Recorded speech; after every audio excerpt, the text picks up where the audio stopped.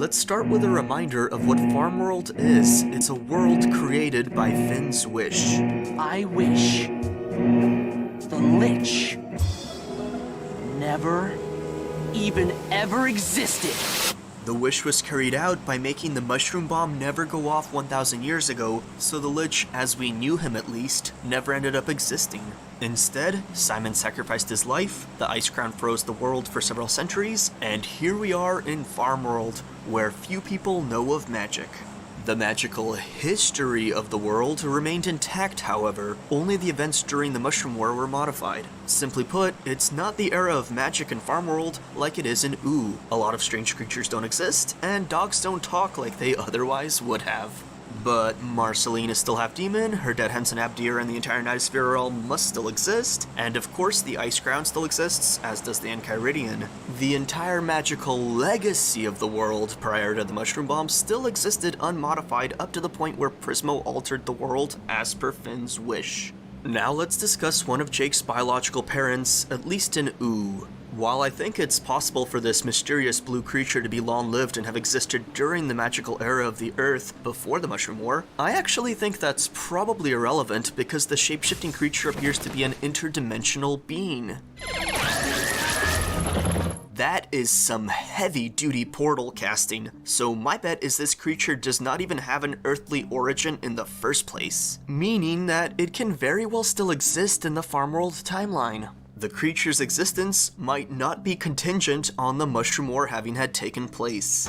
While Jake the normal, non-talking dog never shapeshifted, well, he is just a dog in this world after all. Perhaps he never grasped this latent ability. Maybe it requires a higher level of intelligence and self-awareness to access that the talking dogs of Ooh possess, but the regular dogs of Farmworld do not. Perhaps only after Jake's body became the Lich's vessel, the Lich himself was able to draw this power out. So far, I've simply tried to make the case that it's at the very least possible for Farmworld Jake to have been half shapeshifter, but how likely is it? What evidence is there one way or the other? The original Lich transformation Farmworld Jake underwent was not necessarily indicative of shapeshifting. It could simply be the Lich taking on its standard physique after possessing a body. However, the form it shifts to and from in the episode crossover, it's hard to say that's not shapeshifting. The counter-argument would be that the Lich is simply shifting back and forth from the base dog body he took control over to the standardized Lich physique. So he can't transform freely like the Jake of Ooh, he's just swapping between two available forms. The counter-argument to that is that Jake Lich is also able to regenerate his hand in a manner that highly resembles how Jake transforms. And the Lich's final form, before being obliterated by the maid, is one that has 6 arms. That last detail is fairly easy to miss, since we see this form for only a few seconds, but I think it's by far the strongest evidence that the Lich has the potential to transform his body to the same extent Jake can. Although Jake has had a lifetime of practice, and Jake Lich has only gotten this body recently. There now remains 2 questions. Well, actually, probably a whole lot more, but 2 that I want to talk about. The first question is, why did the Jake Lich hand not change shape at all in the episode Whispers, especially since it would be useful for combat? I discussed this in my review of Whispers a little, but perhaps the miscellaneous magical mechanisms at work behind Jake's shapeshifting requires attachment to the main body. The Lich's presence can divide and change hosts. The Lich is a force in many ways. We've seen its body be destroyed, but the Lich manages to come back. However, Jake's powers are likely not ethereal. Jake's powers are tied to some physical component of his physiology. The second question is, if the Jake Lich is indeed half shapeshifter, why did it not take on the blue monstrous form Jake had at the end of Elements and in the episode Abstract? This form did have additional powers and magical resistance after all. Perhaps it's simply not an easy thing to unlock, and even the Lich was unable to access this extremely latent part of Jake. The presence of a supercharged reality-stabilizing lump anti-elemental force might be mandatory, or perhaps the Jake Lich needed more time to figure out the full potential of his body and how it works. The last thing I want to talk about is, what if all the speculation is wrong and Farmworld Jake is actually not half shapeshifter? This idea is going to be pretty wild and requires much more supporting evidence, but it's something I've briefly alluded to before in my video on Magic and Adventure Time, and I think it's fun brainstorming even if the evidence is light for the theory. What if Farmworld Jake isn't the offspring of the shapeshifting blue creature after all, but somehow the mushroom bomb was related to the creature instead? What if Jake Lich was capable of transformation because the mutagenic component present in the mushroom bomb was derived from this creature? The fluid Margaret drains from its fangs is a sickly green color after all that resembles the radioactive waste of the bomb, as is the fluid that leaks from the creature after Margaret stabbed it. Could the mushroom bomb have been derived from the mysterious creature's essence? In the land of Ooh, the creature chose Joshua as a suitable host to leave behind its progeny. Perhaps the Jake of Farmworld was also a suitable vessel to acquire transformation powers, but rather than attaining the power through biological lineage, like the Jake of Ooh, Farmworld Jake attained the power from exposure to the mushroom bomb as he became the Lich. I want to strongly reiterate that I consider this a pretty far-out idea, and the evidence is flimsy. However, if Farmworld Jake is not half shapeshifter, that's the only alternate explanation I've come up with at the moment. And thus, because of those reasons, I do think Farmworld Jake is half shapeshifter, but can't utilize those powers because he's a regular dog rather than a mutated Land of Ooh dog.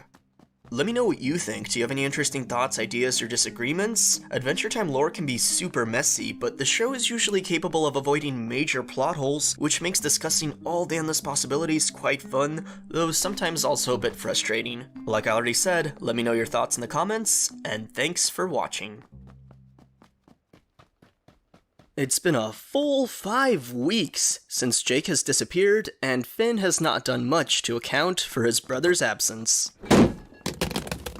Cue Germain, whose psychic dream link with Jake enables him to realize that Jake is probably in severe trouble, starving somewhere out there in the vastness of space. I was so pumped that we got one last Germain appearance before the series comes to a close. I think he's a great character. In the wacky and zany land of Ooh, he's arguably the most down-to-earth straight man out there. He's also just really sweet at heart. I love how he wants to be relied on if either of his brothers find themselves in trouble. Finn, you know you can call me if you're in trouble, right?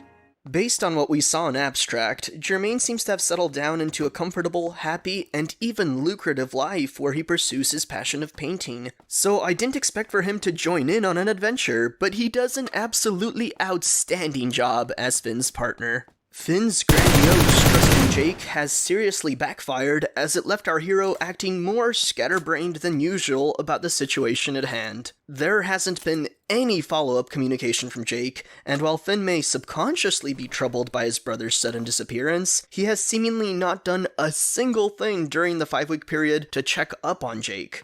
However, Finn's extreme level of trust is not all bad. It allows Finn to stay calm, collected, and figure out what should be done next. Finn is shocked when he first becomes aware that Jake is in danger. Jake's in space? But after that initial shock, Finn returns to a relatively calm state, especially noticeable when contrasted with Germain's non-stop nervousness. In fact, Finn even manages to keep a smile on his face as he thinks up a plan to go about getting Jake back, and retains that smile while heading for the Martian transporter powered by love that resides in the basement of Tiny Manticore's house. I mean, I assume Tiny Manticore took over residence of the house, probably without asking, since Normal Man returned to living on Mars. Tiny's got attachment issues. But yeah, while Finn's trust left Jake stranded in space longer than the transforming dog would have preferred, it's also Finn's trust that allows him to stay calm and decide what action to take, because Finn still trusts Jake to be okay until him and Germain come to the rescue.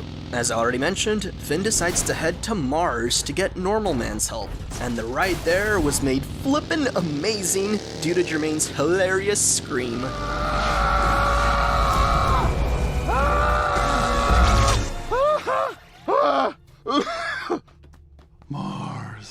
Mars was looking pretty decrepit after Grob, Gob, Glob, and Grodd left the planet, but it looks like Normal Man, nay, King Man, or now King Man, rather, has managed to return prosperity to Mars. Although, King Man may have gotten away with his egotism a bit, considering he's building structures in his own image and commissioning numerous statues of Margles, despite there being no real need for them outside of his own personal feelings. Finn quickly runs into another familiar face, and it's of course none other than Betty. I loved their reunion, Betty's strained facial expressions, Finn remarking, You slopped up! King Man randomly emerging from the pile of sand nearby to tell Finn to take it easy. It was a really fun interaction. Betty's attempt at trying to get better was Interesting. Doing a tedious and repetitive task for ungodly amounts of time, like counting the grains of sand on a beach, or, in this case, filling an enormous hole grain by grain, that's a pretty classical sort of punishment in myth and folklore, but it's a strange choice for a cure. I wonder if it wasn't even Kingman who came up with the ridiculous task, but rather Betty herself, as a form of self-punishment to make amends for what she's done. And Kingman was simply willing to go along with it to see if it helped rein in the magical madness. If you inflicted it on her, shouldn't you be filling the hole? Empathy, Finn? Ah! I bet when Kingman suggested Mars go all in on Margle's iconography, and the Martians asked why, empathy was also his response to them. Seriously though, I'm a big fan of how even without magical madness, Kingman is still a lovable and eccentric douchebag. Back when he was still going by Normal Man, he was pretty down in the dumps, so while he was still an amusing character, back then it seemed like he was going straight and trying to avoid nonsense. Turns out, that was mostly just a phase while he was trying to redeem himself, and now that he feels he's found his purpose and got his life together, he can afford to be ridiculous and bizarre again.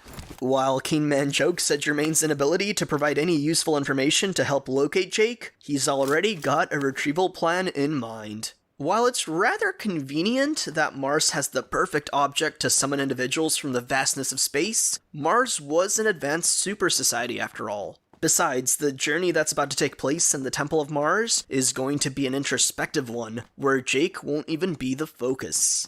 After some gonzo comedy in regards to entering the Martian temple, and after seeing that Finn's current hair is in a pretty atrocious state, our motley crew enters the mine maze, and pretty quickly it becomes apparent that Kingman is trying to kill two birds with one stone. As we find out at the end, the temple itself acts as a telemetry capsule, and Finn and Jermaine's thoughts allowed it to pinpoint Jake and extract him, just as Kingman promised.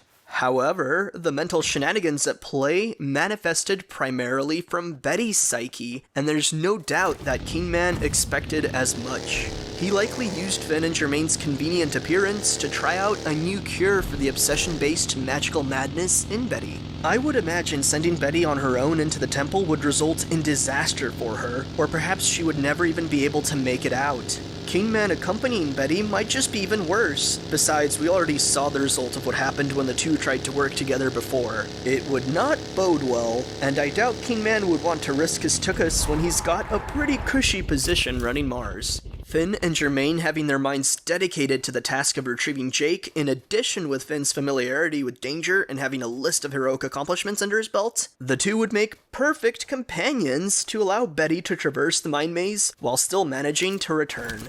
Kingman, once again, retaining some of the scheming pomposity often exhibited by Magic Man back in the day. He is no doubt providing help, but he's still being a bit of a deceptive dick in the manner he carries that help out. That's awesome. Makes for a very interesting character in my opinion. So, what's the first challenge our motley crew has to surpass? Frogs. What do you think's going on with all these frogs, Jermaine?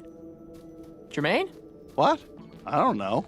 Well, I've got what I consider to be a pretty decent hunch as to what it's all about. All of the challenges seem to be revolving around the motif of letting things go and moving on. The frog challenge at the basic level seemed rather simple, as the trick was not to get lost gazing at the frogs, but if you did, simply running for it allows progression to the next puzzle. It goes without saying, the frogs are obviously representative of Ice King. The crown heads are a dead giveaway. Except that one, of course, but more on him later. The only wide-ranging symbolism I'd consider frogs to carry is that of transformation and the state of transience, which is backed up by both their metamorphosis, as a frog undergoes a prominent transformation when developing from its larval tadpole state, and also backed up by the age-old folklore of frogs turning into different things when the proper conditions are met. The fairy tale of the Frog Prince seems rather apt and direct in this sense. Simon has been turned into a debased form, and it's up to Betty to make him transform back to his original self. However, the puzzle in the mine maze is the direct opposite. You have to leave the frogs alone. Making eye contact with these frogs turns them aggressive and creates a wave of angry toothed frogs jumping right at you. This is arguably the most abstract version of the challenges, but they're all revolving around the same thing. It's about accepting that you have to let things go and moving on. Let the frogs stay frogs. If you get invested in them, or give them any attention at all, things will only turn out horrible. It's difficult not to give them attention when they represent your desires. It's easy to get sucked in and lose your sense of self when gazing at the frogs. It happened to Betty, and even Finn to a lesser degree. But you can't become complacent and stationary, you just gotta run along. Run, run, run.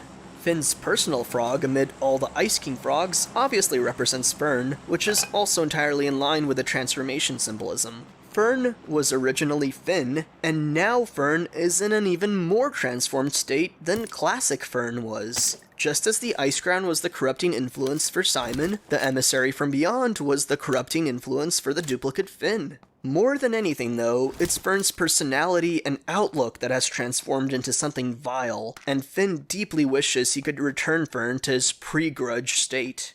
The frog preys on Finn's guilt and fears regarding the outcome with Fern and how everything went down. Based solely on this moment, it seems like Finn might have to give up on Fern, just as Betty has to give up on Ice King. But as we all should be aware, Betty refuses such a route at the episode's end, so it's likely Finn may do the same. We'll have to see what choices the characters make in Adventure Time's finale. The next challenge of the Mind Maze is a nonsensical math equation on a mass of ice. I'm not trying to complain or anything, but none of these puzzles have anything this to do quadrinomial has been with improperly me. factored. Well, that paint palette is probably in the chunk of ice because of you, Jermaine, but otherwise, yeah, Jermaine's mind contributes essentially nothing to the puzzles in the temple. As I mentioned at the start of this video, Jermaine seems to have reached a point in his life where he is content and happy, and therefore he doesn't particularly have any major hangups he has to mentally overcome. The Temple of Mars doesn't draw any of its challenges from Jermaine's mind. Betty is too strong of an influence for that to happen. Which, as far as this challenge goes, I'm pretty sure it's referencing back to how Betty tried to beat the Ice Crown at its game of magical technology when she tried to reprogram the Ice Crown's wish magic. As far as actual math goes, the equation seems to be nonsense, but somebody let me know if there's an interesting Easter egg or something hidden in there. Considering the thing starts with 0 multiplied by an indefinite value, and we're not even dealing with limits, the values appear to all be gibberish. I mean, there's even a straight-up question mark thrown in there. Betty claims to understand what's going on, however, and states that the work already contains errors that need to be fixed. The creature that represents the Ice Crown, which we saw a glimpse of back in the episode Grable's 1000 Plus, which technically happened 1,000 years in the future, this creature changes Betty's changes. Hey! He's juking the stats! What? He's changing the dang numbers around! He's changing. Oh no. What I think this means is that no matter what approach Betty tries to take to circumvent the Ice Crown's wish magic, the crown is capable of changing on the fly to keep the status quo. The Ice Crown's magic is not static, but instead a dynamic changing force that's able to create new defenses when threatened, implying that Betty will be stuck at a standstill when trying to combat the crown with her own magic. Finn tries to go after the crown creature, but accidentally breaks its icy perch and careens through the math equation, breaking it and progressing our crew into the next part of the mind maze. Once again, the solution seems to be to not get hung up on what's in front of you and just move past it. Although, this particular challenge does seem like it may have been solved by accident. I'm curious, if our crew tried to pick up the blackboard and simply move it out of the way, if that would have also allowed them to progress. Either way, Finn's audacious actions left quite the impression on Betty. That much was obvious from her reaction at this point, and she later comments on Finn's unrelenting perseverance after they're out of the temple. Like, did you see Finn in there? He was indomitable. So as I stared into that endless white void, I came up with a plan. As I said, I feel like Finn's actions were not even the intended solution to this portion of the temple, and yet it still worked, and this served as the primary inspiration for Betty. But I'm getting ahead of myself here and talking about the ending a little too much. Betty still has to internalize the lesson she will choose to reject in the third and final puzzle. I found this one the most interesting as it features Betty from the past before she ever met Simon, interacting with our characters in a semi-omniscient manner. We learn that even before Betty became obsessed with reverting Simon to his original self, she had molded her entire identity around the person of her affections. Betty set aside a 6-month, fully funded research trip to Australia in order to help Simon with his research after only having met him that very same day. She set aside her entire life for him and his body of work, and while this brought her immense joy, it also explains why she can't let go of Simon in the present. Without Simon, Betty feels like she does not have an identity of her own. Maybe you should try focusing on yourself a little bit, you know? Can I, though? I spent so much time dedicated to Simon, I'm not sure there's even any me left anymore. It's at this point that past Betty speaks directly to the real Betty and appeals to her desires. This is the only time the Temple's mind maze actively tries to steer Betty in the wrong direction, but luckily Finn and Jermaine are there to help Betty see straight. Even if you are lost cause, she Or whatever she represents. is not. What does the Betty in the mind maze represent? I think it's rather clear this is not the real Betty of the past. Even Jermaine picks up on her being a representation conjured by the Temple. Betty does not physically alter the past. Rather, she solves the final puzzle by freeing her past self from the shackles of Simon. The solution is representative of moving on and regaining the sense of self you once used to have. The Betty of the past was her own person and had an identity irrespective of Simon. It's not impossible to regain that sense of self. It's not a lost cause. Or am I? Indeed, past Betty, that does appear to be the big question. After Jake is safely retrieved, and after we learn that Finn's wacky head was due to him having lice, Kingman happily congratulates Betty for learning a vital lesson. That sometimes, for our own good, we must accept the loss of that which we hold most dear. I've learned that I just gotta work even harder to get it back. Whether Betty's rejection of the lesson proves triumphant or tragic, I just love that this route was taken. Understanding the lesson, acknowledging the wisdom in that lesson, but then still rejecting the lesson to carve out your own path? That's a pretty flippin' cool sentiment that's not seen too often, and it makes perfect sense for Betty to react this way. Betty's new plan ends on a pretty chilling note. For me to save my Simon, and for you to finally pull Margles back from the maw of Golb. Holy cow, Golb is nearly upon us. I love how Kingman gulps as a response. He seems unsure what to even think. Kingman is no doubt not entirely over Margles himself. I mean, come on.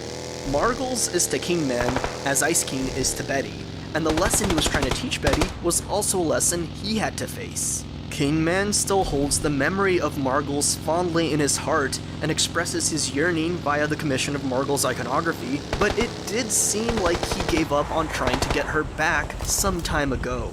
Now that Betty is presenting a chance to get Margles back, Kingman's response is a lump in his throat. He's genuinely unsure what to make of the situation, and I'm very eager to see what his thoughts are after the initial shock expires.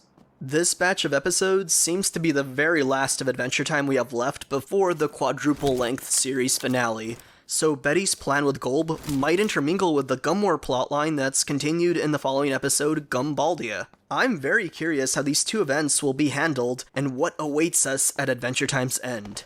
I found Temple of Mars to be a fantastic episode, and an excellent continuation to the character arc of not just Betty, but Kingman as well. Magic Man is one of my personal favorite characters in the show, and his evolution into Normal Man and now Kingman has been a fascinating journey to witness. I was glad to see his interactions with Betty, as I felt they had an immensely interesting dynamic ever since you forgot your floaties. Will more madness and sadness await Betty and Kingman in the future, or can they find a happy end? I wait to find out with bated breath.